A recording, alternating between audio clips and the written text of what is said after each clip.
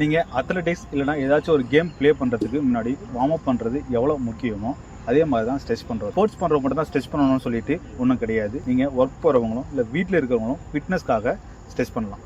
Stretch பண்ணும்போது என்ன benefit, stretch பண்ணும்போது நம்ம மசில்ஸ் எப்படி ஒர்க் ஆகுதுன்னா இந்த வீடியோவில் நம்ம பார்க்க போகிறோம். ஸ்ட்ரெச் பண்ணுறதுனால எந்த மாதிரி இன்ஜுரிலாம் நம்ம அவாய்ட் பண்ணலாம்னா, நம்ம மசில்ஸோடைய டேரு, மசில்ஸோடைய ஸ்ட்ரைன், இந்த மாதிரி இன்ஜுரியெல்லாம் நம்ம அவாய்ட் பண்ணிக்கலாம். அப்புறம் ஸ்ட்ரெச்சஸ் பார்த்தீங்கன்னா 2 டைப் ஸ்ட்ரெச்சஸ் இருக்குது.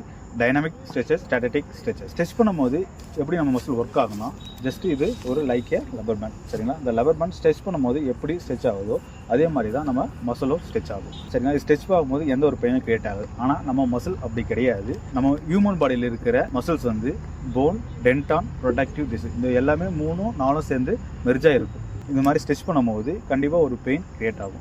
அந்த பெயின் கிரியேட் ஆகும்போது ரேஞ்ச் ஆஃப் மோஷன் தெரிஞ்சு நம்ம ஸ்ட்ரெச் பண்ணணும். ஓவர் ஸ்ட்ரெச் பண்ணும் போதும் நமக்கு இன்ஜுரி ஆகிறதுக்கு நிறைய சான்ஸ் இருக்குது. இப்போது நான் சொன்னது எல்லாமே டெம்பரவரி தான். ஆனால் உங்களுக்கு பர்மனெண்ட்டாக ஃப்ளெக்சிபிலிட்டியும் ரேஞ்ச் ஆஃப் மோஷனும் டெவலப் ஆகணும்னா டெய்லியும் 10 மினிட்ஸ் கன்சிஸ்டன்சியாக 2 மந்த்துக்கு நீங்கள் ஸ்ட்ரெச் பண்ணிட்டு வந்தால் உங்களுடைய ஃப்ளெக்சிபிலிட்டியும் ரேஞ்ச் ஆஃப் மோஷனும் நல்லாவே டெவலப் ஆகும். ரேஞ்ச் ஆஃப் மோஷன் மட்டும் கிடையாது, உங்களுடைய மென்டல் ஹெல்த்தும் நல்லாவே டெவலப் ஆகும். தேங்க்யூ.